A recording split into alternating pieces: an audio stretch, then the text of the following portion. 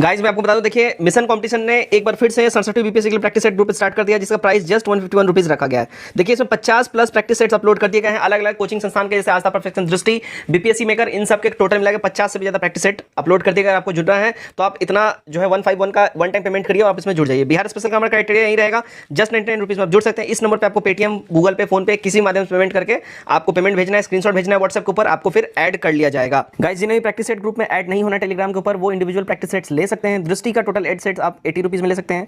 BPSC maker का total 1 से लेकर 16 सेट आप जस्ट 60 रुपीज में ले सकते हैं। Perfection and Aastha total 20 set 75 rupees में ले सकते हैं। And most important 3600 MCQ science special जो है आप जस्ट 149 में ले सकते हैं। इनमें से कोई भी पीडीएफ अगर आपको चाहिए, जस्ट इस नंबर पे आप पेटीएम, गूगल पे, फोन पे किसी माध्यम से पेमेंट कीजिए, स्क्रीनशॉट व्हाट्सएप पर भेजिए, आपको पीडीएफ हाथों हाथ वहां पे दे दिया जाए। जय हिंद दोस्तों, welcome to the mission competition. मैं राहुल गुप्ता आप सभी का स्वागत करता हूं।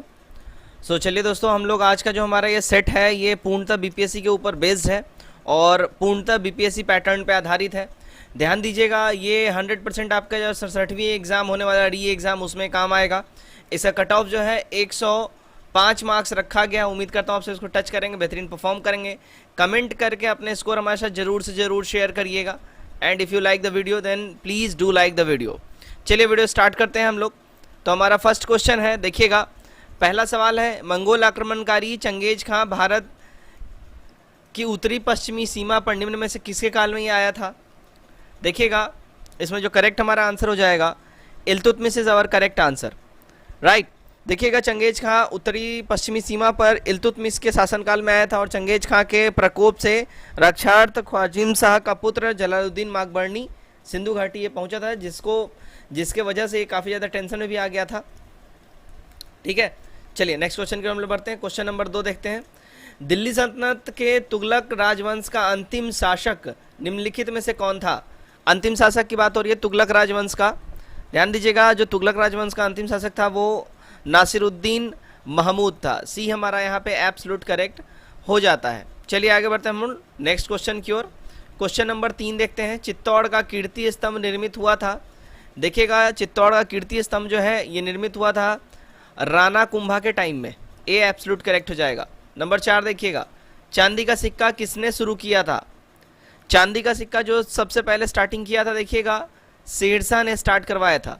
बी हमारा यहाँ पे एब्सोल्यूट करेक्ट हमारा आंसर हो जाएगा। नंबर 5 देखिएगा, शेरशाह के अंतर्गत तांबे के दाम और चांदी के रुपए की विनिमय दर क्या थी? देखिए इन लोगों का विनिमय दर की अगर हम बात करें, ये था 64:1 का 64:1 का विनिमय दर था शेरशाह के अंतर्गत तांबे के दाम और चांदी के रुपए का। क्लियर।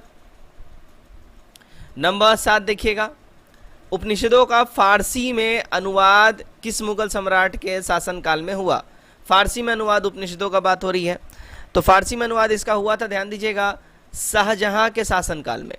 ए हमारा यहाँ पे बिल्कुल सही हो जाएगा। नंबर 8 देखिएगा, स्प्रिंगिंग टाइगर पुस्तक किसके द्वारा लिखी गई है? स्प्रिंगिंग टाइगर पुस्तक, ध्यान दीजिएगा, स्प्रिंगिंग टाइगर पुस्तक जो है ये लिखी गई है, इसका करेक्ट आंसर हो जाएगा हमारा हुटोयो के द्वारा। ए हमारा एब्सोल्यूट करेक्ट हो जाएगा। स्प्रिंगिंग टाइगर जो बुक है देखिएगा 1959 में ये बुक लिखी गई है, 1959 में, राइट। और ध्यान दीजिएगा हुटोयो द्वारा ये प्रकाशित भारतीय राष्ट्रीय सेना का ऐतिहासिक विवरण इस बुक में हम लोगों को मिलता है देखने के लिए। नंबर 9 देखिएगा, टीपू सुल्तान के ब्रिटिश सेना को 1780 में हराया था। तो टीपू सुल्तान ने ब्रिटिश सेना को जो 1780 में हराया था, कहाँ पे हराया था ये पूछा जा रहा है। देखिएगा इसने हराया था हैदराबाद में। ए हमारा यहाँ पे सत्य हो जाएगा, राइट। चलिए आगे बढ़ते हैं। नंबर 10 देखिए, अंग्रेजों ने श्रीरंगपट्टनम की संधि किसके साथ करी थी? तो श्रीरंगपट्टनम की संधि अंग्रेजों ने, ध्यान दीजिएगा, ये क्या हुआ था? टीपू सुल्तान के साथ। क्लियर। कब किया था? तो देखिएगा 1792 में इन्होंने ये संधि टीपू सुल्तान के साथ किया था। चलिए आगे बढ़ते हैं हम लोग। नेक्स्ट क्वेश्चन है नंबर 11, सुरक्षा प्रकोष्ठ की नीति किससे संबंधित है? ध्यान दीजिएगा, सुरक्षा प्रकोष्ठ की नीति किससे ये संबंधित है? देखिएगा सुरक्षा प्रकोष्ठ की नीति जो है अगर हम बात कर लें, ये किससे संबंधित है? तो ये देखिए वॉरेन हेस्टिंग से ये संबंधित है। ये हमारा सही हो जाएगा। नंबर 12, खैरवार आदिवासी आंदोलन कब हुआ? देखिए खैरवार आदिवासी आंदोलन की बात कर ले गाइज, ये कब हुआ था? तो ध्यान दीजिएगा ये 1874 ईस्वी में हुआ था। ये हमारा यहाँ सत्य हो जाएगा। आगे बढ़ते हैं हम लोग नेक्स्ट क्वेश्चन की ओर। नंबर 13 देखते हैं। नंबर 13 देखते हैं हम लोग। नंबर 13 है निम्नलिखित घटनाओं पर विचार करना है यहाँ पे, राइट। नील विद्रोह, संथाल विद्रोह, दक्कन और सिपाही विद्रोह कब कब ये हुआ, इसका बेसिकली मतलब जो सही जो टर्मिनोलॉजी है, मतलब सही जो ऑर्डर में ये हुआ है, ये बताना है। ध्यान दीजिएगा, सबसे पहले संथाल विद्रोह हुआ, फिर सिपाही विद्रोह हुआ, फिर नील विद्रोह हुआ एंड देन आफ्टर दक्कन विद्रोह। करेक्ट हमारा हो जाएगा डी वाला, ठीक है, डी हमारा यहाँ पे सत्य हो जाएगा। चलिए आगे बढ़ते हैं हम लोग। नंबर 14 देखते हैं क्या है।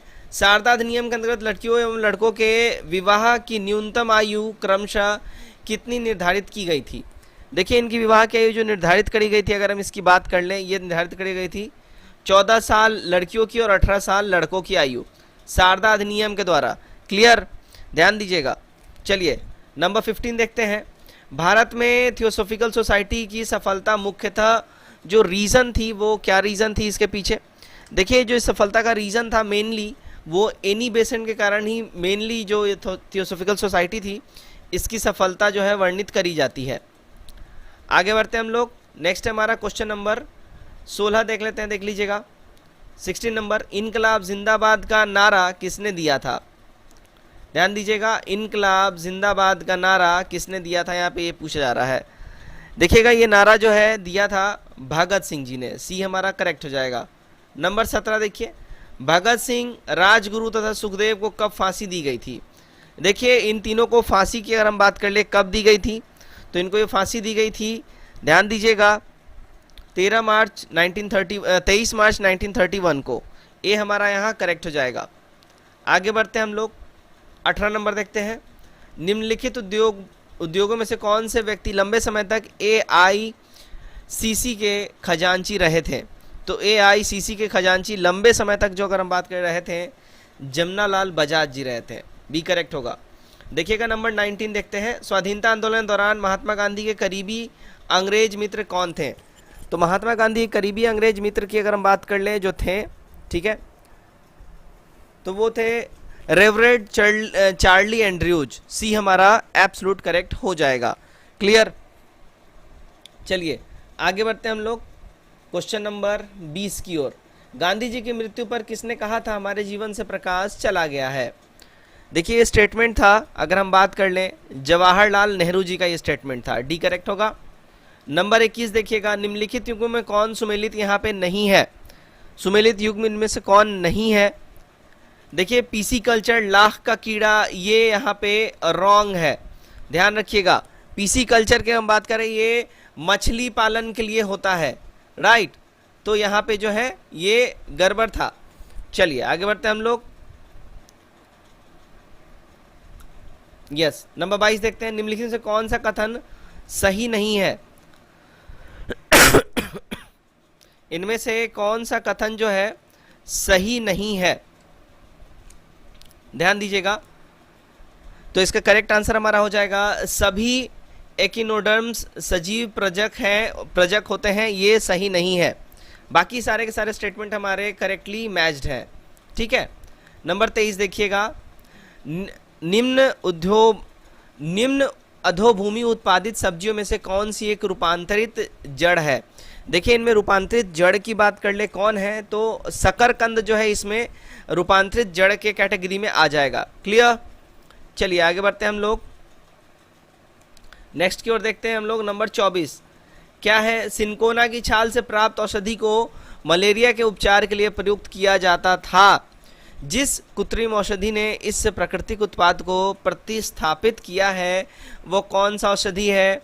अगर उसकी हम बात कर लें वो औषधि है क्लोरोक्विनोन, ठीक, बी एब्सोल्यूट करेक्ट हो जाएगा। नंबर 25 देखिए, यीस्ट और मशरूम क्या है। देखिएगा यीस्ट और मशरूम जो है ये सारे फंगी हैं, फफूंद हैं, ये सी एब्सोल्यूट करेक्ट हो जाएगा हमारा।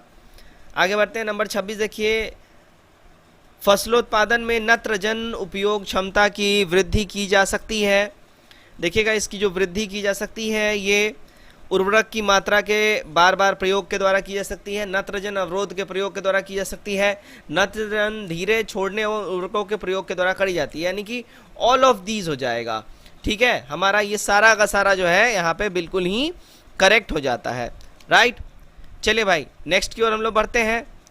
नेक्स्ट ध्यान दीजिएगा, हमारा नेक्स्ट है, देखिएगा, मानव शरीर की कोशिकाओं में पाया जाने वाला गुणसूत्र जोड़ जो है ये कौन सा होगा, ठीक है।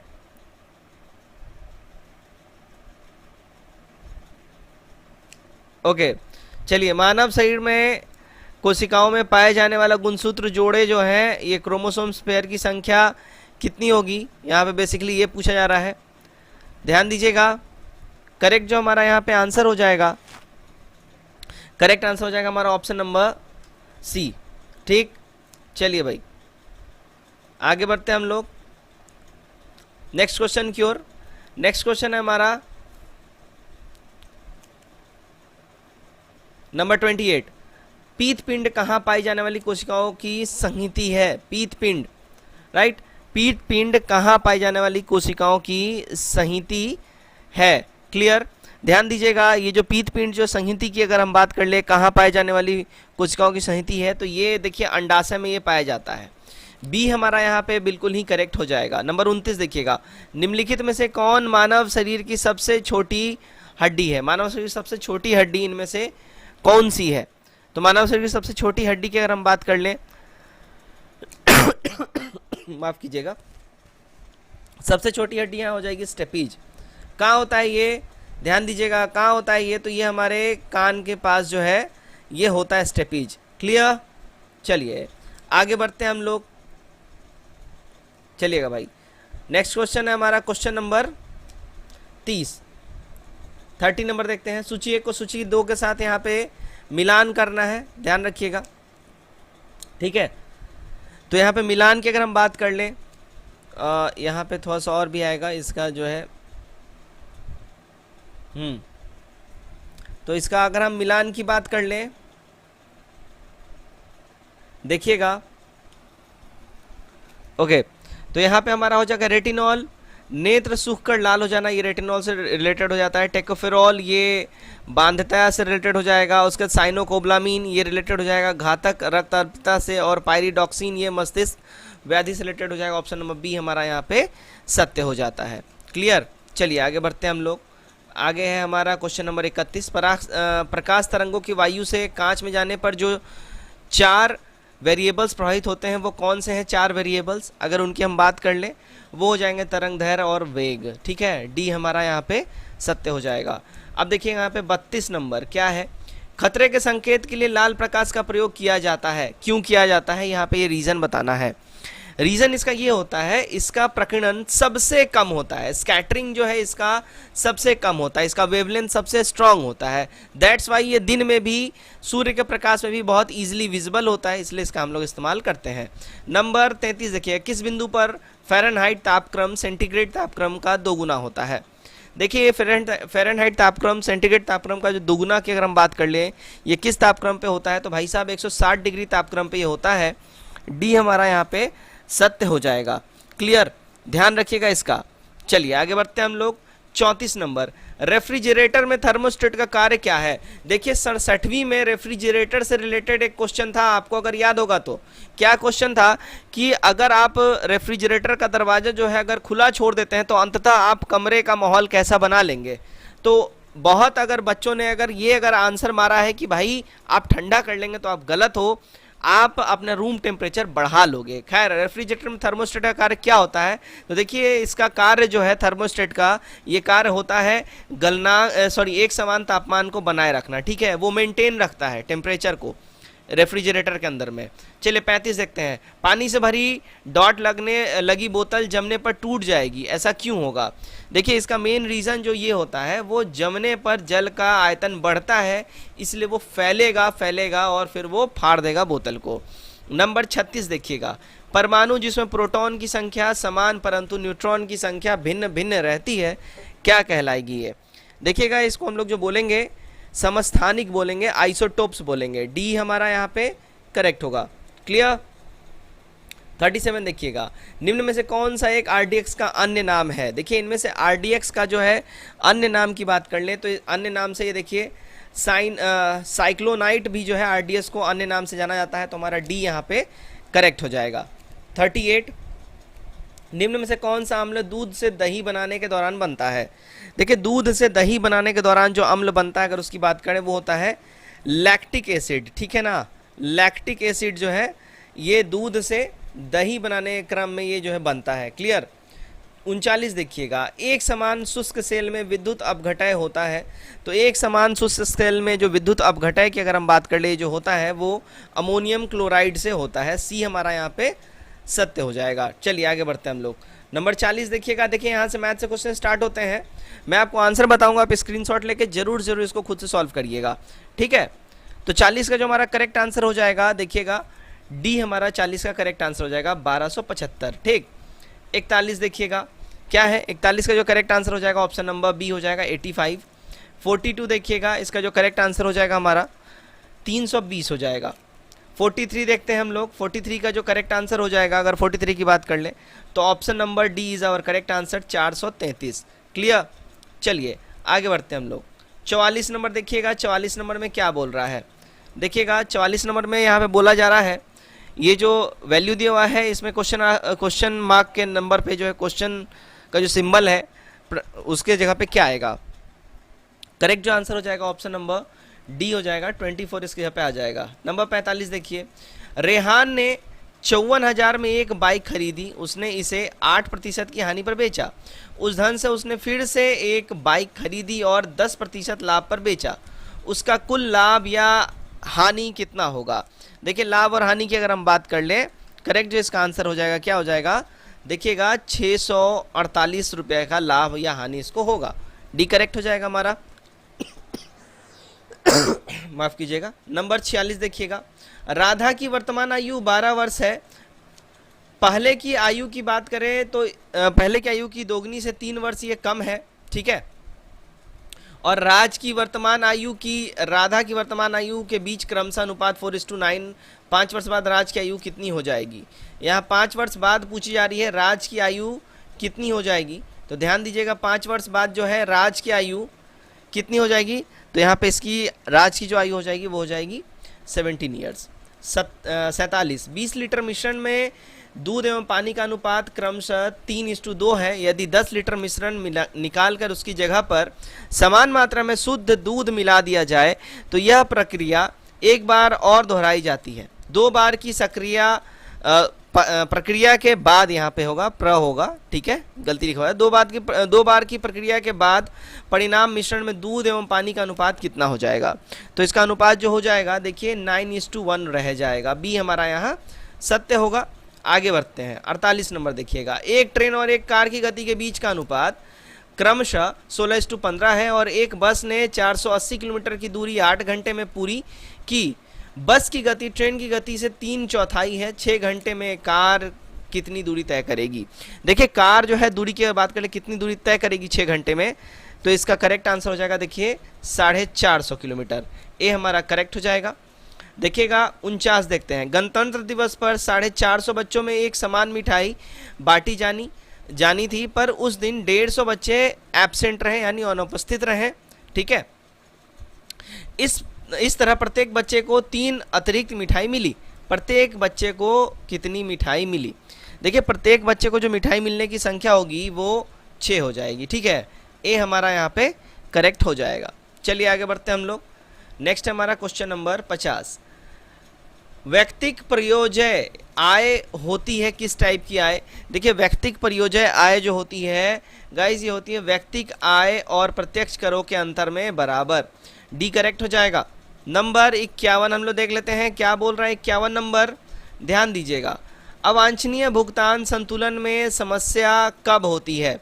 देखिए इसमें समस्या की बात कर ले कब होगी, तो ये आयात और निर्यात के टाइम में होती है। ए हमारा यहाँ सत्य हो जाएगा। चलिए नंबर 52 देखिएगा, भारत में आर्थिक सुधार नीति किस वर्ष से प्रारंभ की गई थी? तो भारत में आर्थिक सुधार नीति जो है स्टार्ट हुआ था साल 1991 से। सी हमारा यहाँ पे एब्सोल्यूट करेक्ट हो जाता है। 53 देखिएगा, 53 में क्या बोल रहा है, दबाव समूह के संबंध में निम्नलिखित में से क्या सही नहीं है? देखिए दबाव समूहों के संबंध में जो सही नहीं की अगर हम बात कर ले क्या सही नहीं है, तो इसमें जो है दबाव समूह का लक्ष्य रसकार पर कब्जा करना होता है, ठीक है। तो ये गड़बड़ है, हमारा ए वाला यहाँ पे गलत है। बाकी सारे स्टेटमेंट यहाँ पे जो है राइटली मैच्ड हैं, ठीक है। 54 देखिएगा, मांग का नियम किस पर आधारित है। मांग का नियम की बात कर लें, ये आधारित है देखिए उपभोक्ता की प्राथमिकता के ऊपर मांग का नियम आधारित होता है। तो 54 का हमारा डी यहाँ पे एब्सोल्यूट करेक्ट हो जाएगा। आगे बढ़ते हैं, देखिएगा 55, SEZ का पूरा रूप क्या है। SEZ का पूरा रूप बेसिकली यहाँ पे देखिएगा फुल फॉर्म पूछा जा रहा है, ठीक है। SEZ का फुल फॉर्म पूछा जा रहा है, ठीक। फुल फॉर्म क्या होगा SEZ का, देखिएगा इसका जो फुल फॉर्म हो जाएगा अगर हम बात कर लें सी हो जाएगा, स्पेशल इकोनॉमिक जोन, ठीक है। 56 देखिएगा, उपभोक्ता की औसत प्रवृत्ति को किस रूप में परिभाषित किया जाता है। देखिए उपभोक्ता की औसत प्रवृत्ति को परिभाषित करने की बात कर ले, ये परिभाषित किया जाता है कुल उपभोग भागा कुल आय। डी हमारा यहाँ पे सत्य हो जाएगा, ठीक है। 57 देखिएगा, वर्ष 2001 से 11 के दौरान बिहार राज्य की दशकीय वृद्धि दर औसत 17.7% से कितने प्रतिशत अधिक है। देखिए इसके अधिकता की बात कर ले हम लोग तो कितना अधिक है ये, तो गाइस देखिएगा यहाँ पे अधिकता की बात करें तो हमारा ऑप्शन नंबर ई यहाँ पे सत्य हो जाएगा, ठीक है। ऑप्शन नंबर ई जो है हमारा यहाँ पे सत्य हो जाएगा। क्यों सत्य हो जाएगा, वो इसलिए सत्य हो जाएगा कि भाई देखिए राष्ट्रीय औसत जो है आय वो 17.7 से 7.7 जो है अगर हम बात करें अधिक है, ठीक है। क्लियर। तो 2001 से 11 के दौरान बिहार राज्य की दशकीय वृद्धि दर 25.42 थी, ठीक है। 25.42% थी ये, क्लियर। ध्यान रखिएगा इसका, जो राष्ट्रीय औसत आय से 7.7% अधिक है। राष्ट्रीय जो आय है वो 17.2 है और उससे ये जो है कितना ज़्यादा है तो 7.7% ये अधिक है, ठीक है। माफ़ी चाहूँगा। चलिए 58 देखिएगा, निम्नलिखित से कौन सा जिला बिहार के सर्वाधिक महिला साक्षरता दर वाले शीर्ष 5 जिले के अंतर्गत नहीं आता है। बिहार जनगणना 2021 के अनुसार यहाँ पे बात करनी है, कौन इसमें नहीं आएगा। गाइस ध्यान दीजिएगा, जो इसमें नहीं आएगा अगर उसकी हम बात कर लें, देखिएगा कटिहार इसमें नहीं आएगा, बाकी सारे आ जाएंगे। नेक्स्ट देखते हैं हम लोग 59, निम्नलिखित से किसे भारत सरकार का प्रथम विधि अधिकारी समझा जाता है। भारत सरकार का प्रथम विधि अधिकारी, बहुत आसान क्वेश्चन है लेकिन गलत भी आप लोग बहुत करते हैं। सी करेक्ट हो जाएगा, महान्यायवादी को भारत सरकार का प्रथम विधि अधिकारी समझा जाता है। 60 देखिए, भारत सरकार में सबसे ऊंचे पद पर सिविलियन अधिकारी कौन है। तो भारत सरकार में सबसे ऊंचे पद पे जो सिविलियन अधिकारी की अगर हम बात कर लें कोई है, अगर हम इसकी बात करें तो ये हो जाएगा, ध्यान दीजिएगा, मंत्रिमंडल सचिव हमारा ये करेक्ट आंसर हो जाएगा, सी वाला, ठीक है। मंत्रिमंडल सचिव, राइट। चलिए 61 देखिएगा, 61 में हमें क्या आंसर देना है।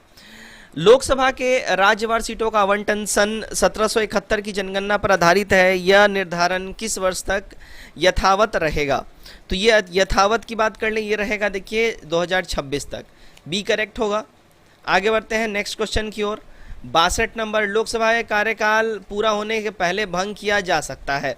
हाँ जी बिल्कुल, इसको भंग किया जा सकता है, ध्यान दीजिएगा, प्रधानमंत्री की सिफारिश पर राष्ट्रपति के द्वारा ये काम किया जा सकता है। 63, लोकसभा और राज्यसभा में गण पूर्ति संख्या कितनी होगी। तो इसमें गण पूर्ति संख्या जो है कुल सदस्यों का 1/10 होना चाहिए, तभी गण पूर्ति मानी जाएगी। क्लियर।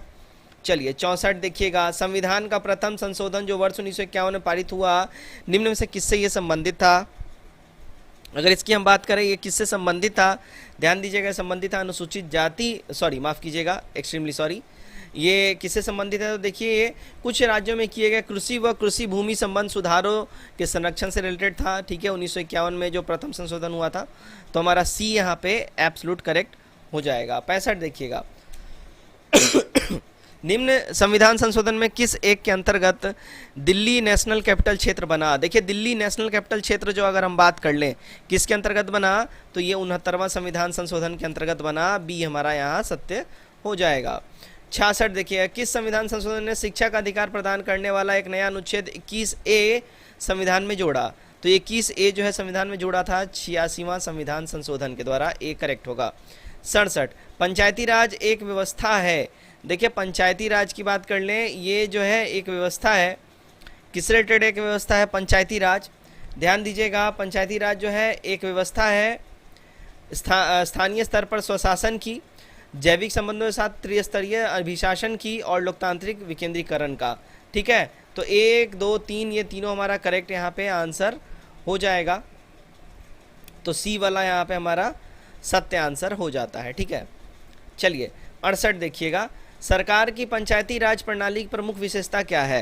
तो इसकी प्रमुख विशेषता की अगर हम बात कर ले पंचायती राज प्रणाली का, वो देखिए इसमें सरकार की 3 श्रेणियां होती हैं, करेक्ट है। इसका लक्ष्य गांवों को सामाजिक एवं आर्थिक न्याय प्रदान करता है, एकदम करेक्ट है। और जिला परिषद में इसके सदस्य के रूप में कुछ सांसद होते हैं, तीनों ही करेक्ट हैं। दैट्स वाई हमारा करेक्ट आंसर हो जाएगा डी वाला, सारे के सारे सत्य हैं। ठीक है, 69 देखिए, अनुसूचित जनजाति के लिए राष्ट्रीय आयोग गठित करने का प्रावधान के लिए अनुच्छेद में कौन से अनुच्छेद में है। देखिए ये प्रावधान की अगर हम बात कर लें किस अनुच्छेद के तहत है, ध्यान दीजिएगा। अगर इसकी हम बात कर लें, ये प्रावधान हो जाएगा 338 क के तहत। ठीक है, अनुसूचित जनजाति के लिए। क्लियर। 70 देखिएगा, यह निश्चित करने का अधिकार कौन सी जाति अनुसूचित जनजाति अनुचित मानी जाएगी निम्नलिखित को प्राप्त है। यह निश्चित करने का अधिकार कौन सी जाति अनुसूचित मानी जाएगी, ये किसके पास ये जो है राइट है ये मानने का। ध्यान दीजिएगा, ये राइट है राष्ट्रपति साहब के पास। डी हमारा सत्य हो जाएगा। ठीक है, 71 देखिए, ऐतिहासिक नेपाली मंदिर बिहार में किस जिले में है। ऐतिहासिक नेपाली मंदिर ये है देखिए वैशाली के अंदर में, डी करेक्ट हो जाएगा। 72, होटल मैनेजमेंट इंस्टीट्यूट राज्य में कहाँ स्थित है। देखिएगा ये स्थित है हाजीपुर के अंदर में, ए करेक्ट होगा। 73, टिन खनिज का उत्पादन बिहार के किस जिले में होता है। टिन खनिज का उत्पादन ये होता है बिहार के गया जिले के अंदर में, बी सत्य हो जाएगा हमारा। अब देखिए 74 नंबर देखिए, बिहार में पटना उच्च न्यायालय कब स्थापित किया गया था। देखिए बिहार में पटना उच्च न्यायालय जो स्थापित किया गया था 3 फरवरी 1916 को, डी करेक्ट हो जाएगा। ठीक है, 75 देखिएगा क्या बोल रहा है, महावीर स्वामी ने अपना अंतिम उपदेश कहाँ दिया था। ध्यान दीजिएगा, महावीर स्वामी ने अपना अंतिम उपदेश की बात कर ले, ये इन्होंने पावापुरी नालंदा के अंदर में दिया था, डी करेक्ट होगा। 76, प्रसिद्ध विद्वान मंडन मिश्रा की पत्नी का नाम क्या था।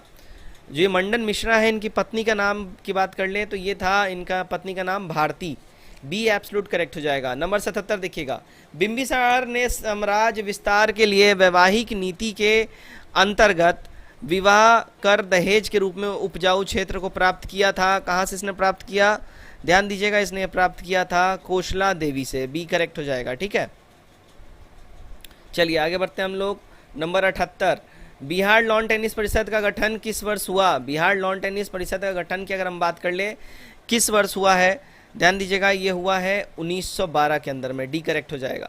79, बुद्ध के जन्म के समय किस भविष्यवक्ता ने राजा शुद्धशोधन से कहा था कि यह बालक सन्यासी बनेगा। देखिए ये कहा था किसने, तो काल देवल ने कहा था, ए करेक्ट हो जाएगा। बुद्ध के जन्म समय काल देवल नामक एक भविष्यवक्ता थे जिन्होंने ये राजा शुद्धशोधन, उनके जो फादर थे, उनसे कहा था कि आपका जो पुत्र है ये आगे चल के बहुत बड़ा सन्यासी बनेगा, and rest is the history. Number 80 देखिए, पूर्णिया, सहरसा, दरभंगा और मुजफ्फरपुर में कौन सी मिट्टी पाई जाती है। देखिए इन सारे एरिया में जो है जो मिट्टी पाई जाती है वो है बांगर मिट्टी, बी हमारा सत्य हो जाएगा। ठीक है, बांगर यानी कि नई मिट्टी पाई जाती है। 81, राज्य में अभ्रक कहाँ पाया जाता है। देखिए राज्य में अभ्रक का जो पैदावार होता है वो गया में ज़्यादा होता है, डी करेक्ट होगा।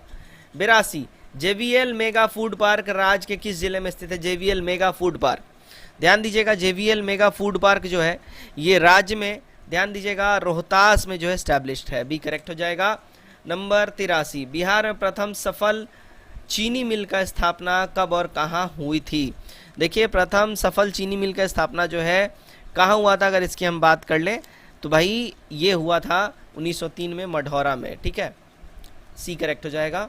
आगे बढ़ते हैं, देखिए 84 नंबर, बिहार में औसत वार्षिक वर्षा की मात्रा कितनी होती है। तो बिहार में औसत वार्षिक वर्षा जो है ये 1009 मिलीमीटर यानी 109 सेंटीमीटर के आसपास औसत वार्षिक वर्षा होती है। 85, सर्वहितैषी समाचार पत्र बिहार के किस जिले से प्रकाशित होता था। सर्वहितैषी जो है समाचार पत्र की बात हो रही है, देखिए ये प्रकाशित होता था पटना जिले से। ठीक है, सी करेक्ट हो जाएगा। क्लियर। 86 देखिएगा, बिहार सोशलिस्ट पार्टी के संस्थापक कौन थे? माफ कीजिएगा, देखिए बिहार सोशलिस्ट पार्टी के संस्थापक की बात करें, जयप्रकाश नारायण जी थे बिहार सोशलिस्ट पार्टी के संस्थापक। 87 देखते हैं हम लोग।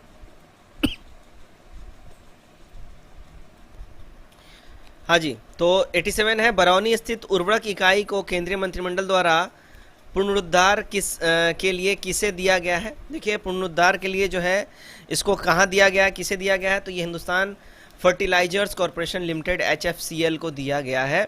87 का हमारा बी करेक्ट हो जाएगा। आगे बढ़ते हैं हम लोग। नंबर 88, बिहार में निजी कुरियर डाक सेवा का आरंभ किस वर्ष किया गया? बिहार में निजी कुरियर डाक सेवा का आरंभ जो है ये स्टार्ट हुआ था in the year of 1991। D हमारा यहाँ पे सत्य हो जाएगा। 89 देखिएगा, अप्रैल 2020 की तुलना में अप्रैल 2021 में भारत में प्रणय वस्तु निर्यात में कितने प्रतिशत वृद्धि दर्ज की गई है?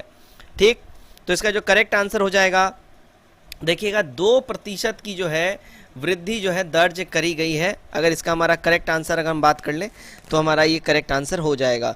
तो ध्यान दीजिएगा ऑप्शन नंबर ई हमारा करेक्ट हो जाएगा। ऑप्शन में ये वाला है ही नहीं, तो इसलिए हमारा करेक्ट आंसर हो जाएगा ऑप्शन नंबर ई। ठीक है, चलिए 90 देखते हैं हम लोग। 90 में क्या है? संघीय बजट 2021 में निम्न में से किस पहल का उल्लेख नहीं है? इसमें किस पहल का उल्लेख नहीं है अगर हम इसकी बात कर लें तो इसमें जो है ध्यान दीजिएगा, बेंगलुरु में निर्धारित रेखा से नीचे रह रहे परिवारों को पाइपलाइन से निःशुल्क गैस की आपूर्ति करना, ये इसमें उल्लेखित नहीं है, बाकी सारे उल्लेखित इसमें हैं। ठीक है, चलिए 91 देखते हैं। जेवर एयरपोर्ट और फिल्म सिटी के बीच भारत की पहली पॉड टैक्सी संचालन की जा रही है। जेवर हवाई अड्डा कहाँ है? देखिए जेवर हवाई अड्डा की अगर हम बात कर ले भाई साहब, ये है यूपी में। अभी रिसेंटली ही काफ़ी ज़्यादा इसका हाईलाइट था ये न्यूज़ में, क्योंकि पीएम मोदी ने इसका अनावरण किया है। कहाँ है ये? यूपी में। चलिए 92 देखिएगा, ब्लॉकचेन वित्तीय प्रौद्योगिकी फर्म IBBIC प्राइवेट लिमिटेड में कितने बैंकों ने हिस्सेदारी ली है? देखिए इसमें जो बैंकों की हिस्सेदारी की बात कर लें, ये हो जाएगा 3 बैंकों की इसमें हिस्सेदारी है। सी हमारा यहाँ पे सत्य हो जाएगा। ठीक, 93 देखिएगा, उच्च शिक्षा में छात्रों के लिए कई प्रविष्टियों और निकाय विकल्प प्रदान करने के लिए किसने एकेडमिक बैंक ऑफ क्रेडिट सहित शैक्षणिक पहल शुरू करी है? देखिएगा ये शैक्षणिक पहल स्टार्ट किया है नरेंद्र मोदी जी ने। 94, भारतीय नौसेना का जहाज डैश एक्सरसाइज कैटलेंस एक्सप्रेस 2021 में भाग ले रहा है। तो ये कहाँ भाग ले रहा है? देखिएगा भाग ले रहा है INS तलवार जो है ये इसमें भाग ले रहा है। डी करेक्ट हो जाएगा। चलिए आगे बढ़ते हैं हम लोग। 95 क्या बोल रहा है? जयंती का हाल ही में निधन हो गया, वह एक डैश था। जयंती, देखिएगा जयंती का भी जो रिसेंटली डेथ हुआ है वो एक अभिनेत्री थी। ठीक है, सी हमारा करेक्ट हो जाएगा।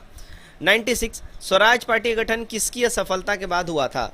देखिएगा स्वराज पार्टी का जो गठन है ये हुआ था असहयोग आंदोलन के असफलता के बाद जो है स्वराज पार्टी का गठन किया गया था। 96 का करेक्ट हो जाएगा ए वाला। स्वराज पार्टी के संस्थापक कौन थे? ध्यान दीजिएगा, स्वराज पार्टी के संस्थापक की बात कर लें, ये थे CR दास और मोतीलाल नेहरू। ठीक है, फिर से दोहराता हूँ, स्वराज पार्टी जो है ये असहयोग आंदोलन के असफलता के बाद इसका गठन किया गया था। किसने गठन किया? मोतीलाल नेहरू और CR दास ने। ठीक, चलिए आगे बढ़ते हैं हम लोग। 98 देखिए, निम्नलिखित से कौन देश बंधु के नाम से प्रसिद्ध हैं? देश बंधु के नाम से जो प्रसिद्ध व्यक्ति हैं वो चित्तरंजन दास जी हैं। बी करेक्ट हो जाएगा। ठीक है, 99 देखिएगा, भारतीय संघ में रजवाड़ों के विलय अधिकाधिक किस सन में हुआ था? तो इनका जो विलय सबसे ज़्यादा हुआ था ये ईयर 1940 में हुआ था, आज़ादी के टाइम में। ठीक है, उस टाइम में। ठीक है ना, चलिए भाई आगे बढ़ते हैं हम लोग। नंबर 100 देखिएगा, राज्यों का विलयीकरण जिसके नेतृत्व में हुआ वो ये कौन थे? देखिए राज्यों का जो विलयीकरण जो हुआ था ये सरदार पटेल के टाइम में ज़्यादा हुआ था। डी करेक्ट हो जाएगा। 101 देखिएगा, कैबिनेट मिशन योजना के अंतर्गत संविधान निर्माण परिषद में प्रत्येक प्रांत को आवंटित सदस्य संख्या निर्धारित करने के लिए एक प्रतिनिधि कितनी जनसंख्या के अनुपात में था? तो एक प्रतिनिधि जो है ध्यान रखिएगा ये 10 लाख व्यक्तियों की जनसंख्या के ऊपर एक प्रतिनिधि का निर्धारण है ना, ये करा गया था। ठीक है, चलिए आगे बढ़ते हैं हम लोग। नेक्स्ट है हमारा क्वेश्चन नंबर 102, संविधान का पहला सत्र कब हुआ था? संविधान का पहला सत्र, अगर इसकी हम लोग बात कर लें, ये हुआ था 9 दिसंबर 1946 को। क्लियर। नंबर 103 देखते हैं हम लोग, भारतीय उपनिवेश के लिए प्रभुसत्ता संपन्न संविधान सभा के प्रथम अध्यक्ष कौन थे? तो इसके प्रथम अध्यक्ष की बात कर लें तो इसके प्रथम अध्यक्ष थे राजेंद्र प्रसाद जी, सी करेक्ट हो जाएगा। 104 देखिएगा, 15 अगस्त 1947 के बाद भारत का कौन सा भाग पुर्तगाल के अधीन बना रहा? तो पुर्तगाल के अधीन जो भाग बना रहा, अगर हम बात कर ले कौन बना रहा, तो भाई गोवा बना रहा था। लगभग देखिए, ध्यान दीजिए, अगर हम बात कर ले गोवा की, ये कब फ्री हुआ है पुर्तगालियों के जो है कब्जे से, कब ये फ्री हुआ है? तो भाई ये 1961 में जो है पुर्तगालियों के कब्जे से फ्री हुआ है।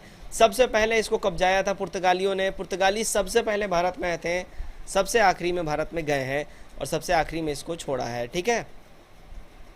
105, ताम्रश काल में महाराष्ट्र के लोग मृतकों को घर के फर्श के नीचे किस तरह रखकर दफनाते थे?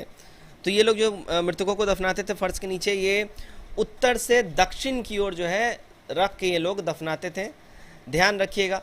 ठीक है, उत्तर से दक्षिण की ओर। क्लियर। चलिए भाई आगे बढ़ते हैं हम लोग। क्लियर। देखिएगा, ये उत्तर है ना, और ये उत्तर से दक्षिण की ओर, यानी कि यहाँ पे जो है सिर उत्तर में होता था, है ना, और मतलब ये जो है पाँव इधर दक्षिण में होता था, इस टाइप से। 106, आरंभिक वैदिक साहित्य में सर्वाधिक वर्णित नदी कौन सी है? सर्वाधिक वर्णित नदी की बात कर लें तो ये हमारा हो जाएगा कौन सा? सिंधु नदी है, ए करेक्ट हो जाएगा। नंबर 107, त्रिपिटक क्या है? ध्यान दीजिएगा, त्रिपिटक जो है ना भाई, ये बुद्ध के उपदेशों का एक संग्रह है। डी हमारा यहाँ पे एब्सोल्यूट करेक्ट हो जाएगा। ठीक। 108 देखते हैं, हेलियोडोरस का बेस नगर अभिलेख संदर्भित है। हेलियोडोरस का जो बेस नगर अभिलेख है, अगर इसकी हम बात कर लें, ये संदर्भित है, ध्यान दीजिएगा, ये संदर्भित है संकर्ण, प्रधुम्न तथा वायु से। ठीक है, सी हमारा यहाँ सत्य हो जाएगा।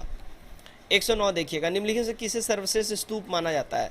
सर्वश्रेष्ठ स्तूप किसको माना जाता है? यहाँ पे सर्वश्रेष्ठ स्तूप जो है, ध्यान दीजिएगा, सांची स्तूप को जो है सर्वश्रेष्ठ स्तूप की संज्ञा दी जाती है। 110 देखिएगा, विक्रम शक संवत में कितनी अंतर वर्षों का है? यहाँ पे ये बताना है। तो विक्रम और शक संवत में जो अंतर जो है वर्षों का, अगर हम ये बात कर लें तो इसमें देखिएगा 135 वर्षों का अंतर इसमें आपको दिखेगा। ठीक है। 111, गुप्त युग में भूमि राजस्व की दर क्या थी? गुप्त युग के अंदर भूमि राजस्व की दर जो है, ध्यान दीजिएगा, ये उपज का छठा भाग था। बी सत्य हो जाएगा इसमें। ठीक है। चलिए आगे बढ़ते हैं हम लोग।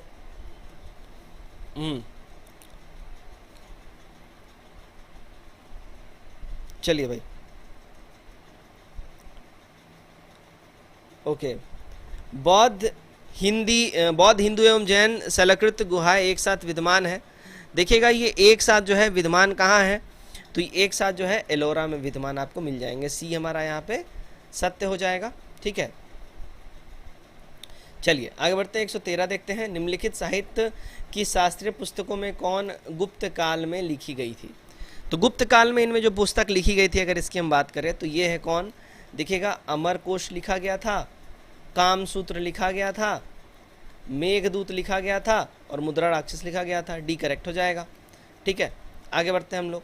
नेक्स्ट है हमारा क्वेश्चन नंबर 114। क्वेश्चन नंबर 114 हम लोग देख लेते हैं। शिवालिक शैल समूह के दक्षिण में भाबर क्षेत्र उदाहरण है किसका? देखिए, भाबर क्षेत्र जो है ये उदाहरण इसमें आपको दिख जाएगा किसका? तो गिरिपद की स्थिति का। ठीक है, सी करेक्ट होगा।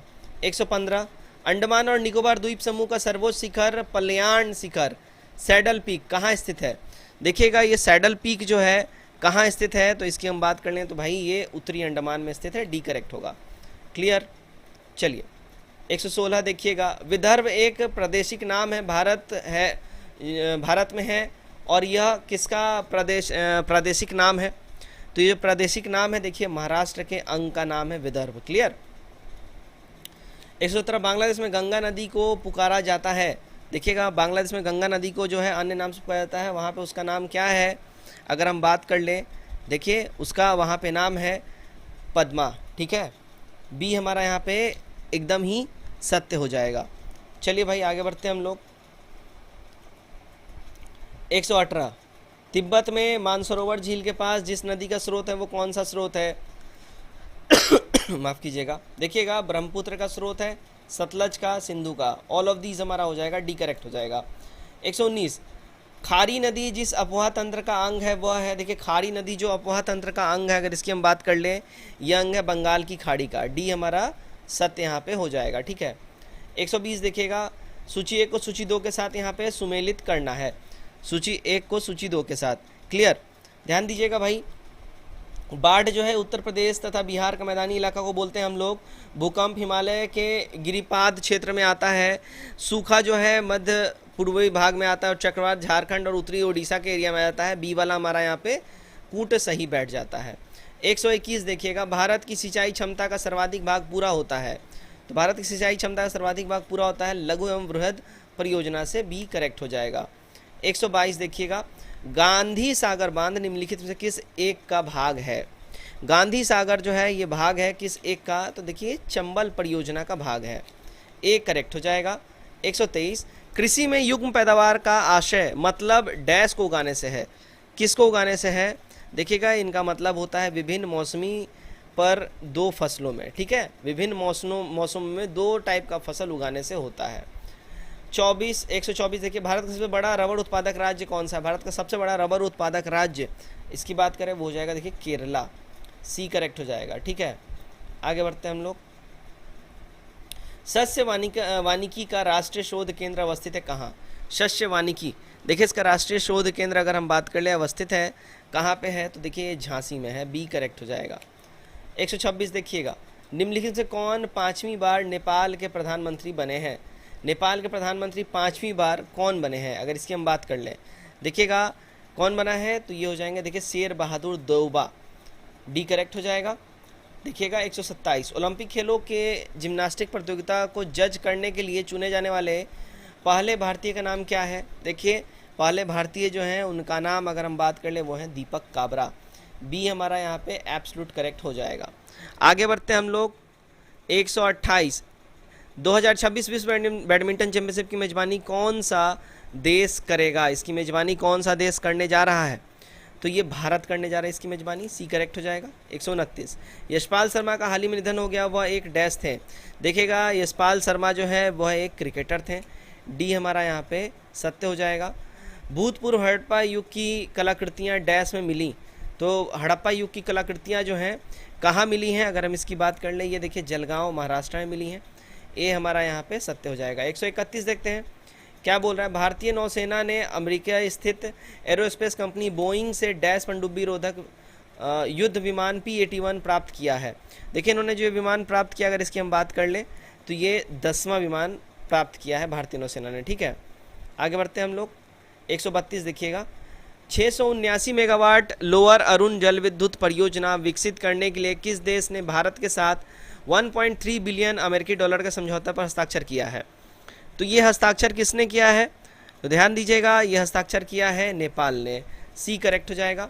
133, मिस्टर वंडरफुल पर्ल अंडोर्फ का हाल ही में निधन हो गया, वह एक डैश थे। अगर हम उसकी बात कर ले वो एक पहलवान थे, मिस्टर वंडरफुल, ठीक है। चलिए आगे बढ़ते हैं हम लोग। देखिएगा 134, गुजरात गांधीनगर में राष्ट्रीय फोरेंसिक विज्ञान विश्वविद्यालय में अनुसंधान आधारित उत्कृष्टता केंद्र का उद्घाटन किसने किया है? इसका उद्घाटन की अगर हम बात कर लें किसने किया है तो देखिए अमित शाह जी ने करा है, डी हमारा यहाँ पे सत्य हो जाएगा। 135 देखते हैं हम लोग, किस अंतरिक्ष एजेंसी ने अगस्त में भू इमर्जिंग उपग्रह GSAT-1 लॉन्च करने की योजना बनाई है? तो उन्होंने जो योजना बनाई है ये देखिए इसरो ने ये योजना बनाई है, ए सत्य हो जाएगा हमारा। आगे बढ़ते हैं हम लोग। 136, वित्त मंत्री निर्मला सीतारमण ने डैश में भीम UPI QR आधारित भुगतान शुरू किया है।